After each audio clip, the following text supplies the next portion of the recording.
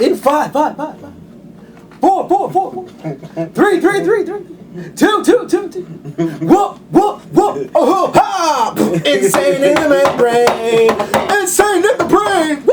Insane in the membrane. Insane, got no brain. What's going on? What's up, internet world?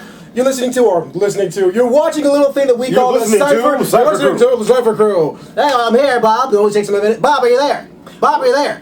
Hey. Yes, I'm here, Phil. How are you doing? What album is the Insane from the Membrane album? Oh, is it not? What album was that? That wasn't Black Sunday. Black Sunday. Okay. I know I read some recently. Hear my tangents, you know. Mm-hmm. I guess Sendog was having some issues with Cypress Hill during the time. Really? And I'm like, Sendog, how you got issues? I got issues. You know?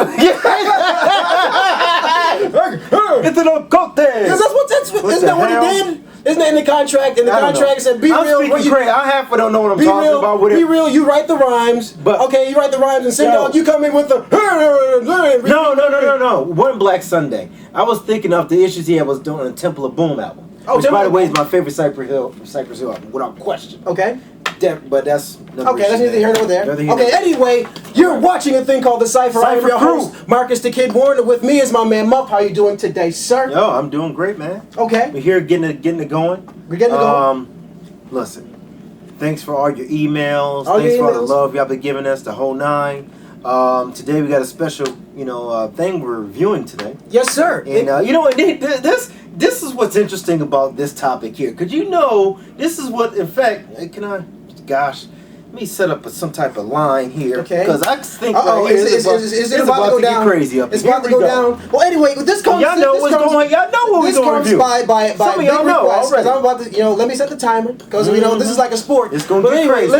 Let me set this up. A lot of y'all been hitting us up on our email and our Facebook and everything because y'all wanted us to do this. By the way, y'all been hitting us up on our email, which is kidandmuff44@gmail.com. Yep. You can also hit us up on our Twitter account, which is kidandmuff44. You can hit us up on Facebook. We are the Cipher Crew. And y'all been asking us over and over and over again since this project came out, even before the Cipher, or even before this project came out, y'all was saying, Cipher Crew, we want y'all to look at this project. This project is the one and only Bad Meets Evil, Hell, the sequel. Yeah, Bad Meets Evil, who consists of Eminem and Royce the 5'9". And Royce the 5'9". Really.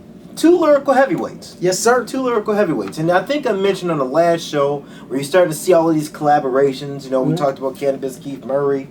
Now you got, Royce. I mean, those are 2 lyrical heavyweights by themselves. But this would be, if Cannabis and Keith Murray was the Big 12 conference, Royce the 5'9", Eminem is the SEC conference. I mean, just okay. Lyrical heavyweights. You're not going to go wrong lyrically with these guys. And I tell you, man, from the jump, just to get into it, the first joint on there, the Welcome to Hell. Yes. All right?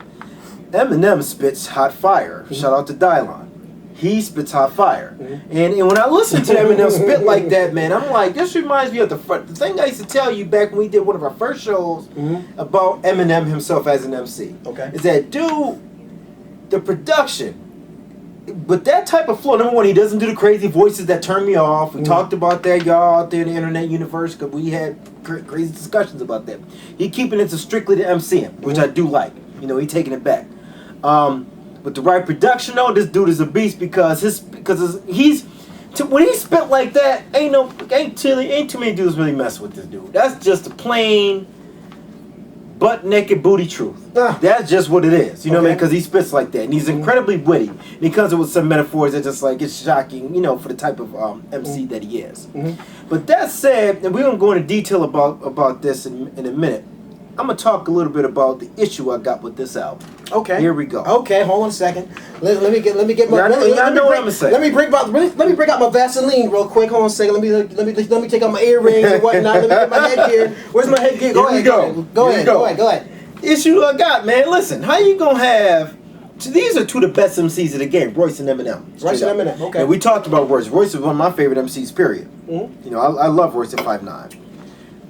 With this album, though, man, the production is still lacking to me. Okay. All right? I'm taking it for what it is.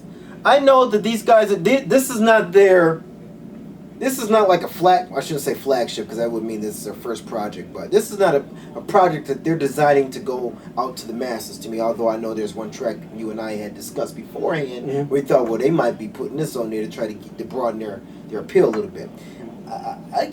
That may be the case, but then it may not be the case because they already have built-in fan bases.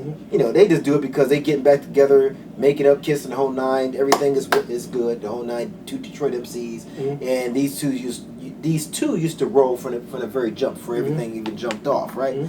But again, to me, this album could have been so much better had the production been better. I thought the production was mad pedestrian, similar to what a lot of Eminem products are as of late, except for the few that we talked about that are very good, you know. But whenever Eminem doesn't use, say, Dr. Dre, to me, his production suffers for the most part. Not all the time, but it certainly reflects on this album. There's a couple, I mean, the MCing is so good, you will overlook some of that now. You know, I'm going to just have to keep it funky. Some of these tracks, like I said, Welcome to Hell, which, you know, it's pedestrian beat, but they just spitting over it. You know what I mean? The joint with Slaughterhouse, you know, they're getting it in a little bit. You know, what's that, Living Proof, I believe? Oh, that was Loudness? Oh, Loudness, I'm sorry. Loud Noises. It is Loud Noises. Loud okay, Noises. you know, they going in. And by the way, correct me, and I wasn't sure about this, and this is our fault because we didn't do enough research about this in particular. We know that Joel Ortiz from Slaughterhouse is on that track. Obviously, Royce is on that track. We wanted to be sure whether or not that was Joe Budden, Joe Budden that we were hearing on that track, because obviously he's in Slaughterhouse. And what's more, I think he got signed as a solo artist to Shady Records. Correct me if I'm wrong on that, but he might have, but not to go into that. But production was a little lacking for me, you know. But you know, say what you got to say. Where are you on this album? Well, the first thing that I noticed about this album, I mean, like you said, Eminem, Royce the 5'9", you really can't go wrong. On paper, this is an excellent album. And you know what? This is an excellent album. Okay. And the one thing that first thing that pops into my head, Eminem sometimes needs a fire lit under his ass. And Royce the 5'9" is that fire. I mean, his last two albums were decent albums. You know, like Relapse and Recovery were decent albums. I think we've all agreed, especially because of those stinkers that he put out beforehand. This album, lyrically, Eminem brought it.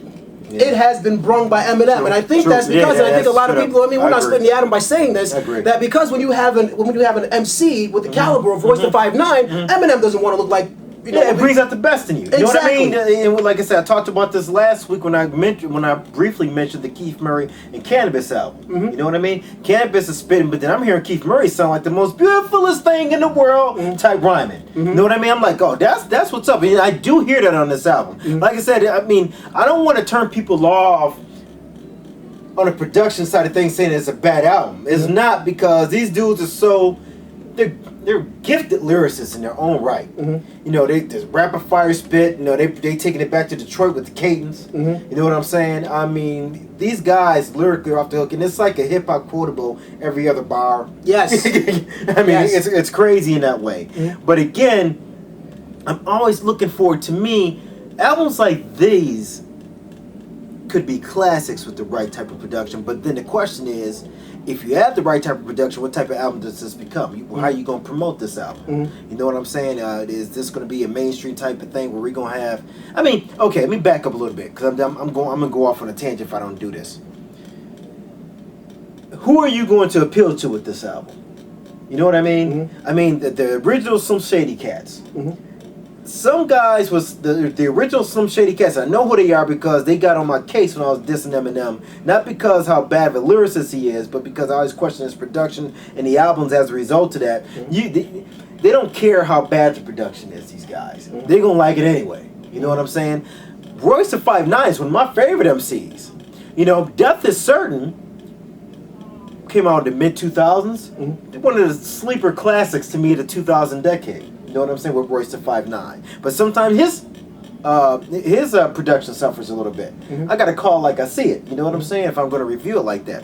That said, though, sometimes a great lyricist, and these two guys are great lyricists, can override pedestrian, not bad production, but pedestrian production. You know what, you know what I'm going to say? I disagree with you a little bit because of the production. I thought the production was not always, I'm not even going to say hit and miss. I'm not gonna say it was to your, maybe not to your standards, Muff, because I know. I mean, That's right. it wasn't your standards, Muff, because I know you were very high, and that's what I'm thinking as I'm listening to this album. I'm like, I'm loving this album, but me and Muff, this might, I'm doing the same. Because I'm thinking, I'm like, I love this album, but you know, Muff is this might end our friendship because I'm thinking Muff is not going to like the production on this because of the lack of some of the flavor. It doesn't have that soul in the beats. I'm gonna keep it 100 with you. You really touched on exactly, so you know what it is I like. Yes, I know exactly. It lacks funk and it lacks soul. It does lack funk and it lacks soul.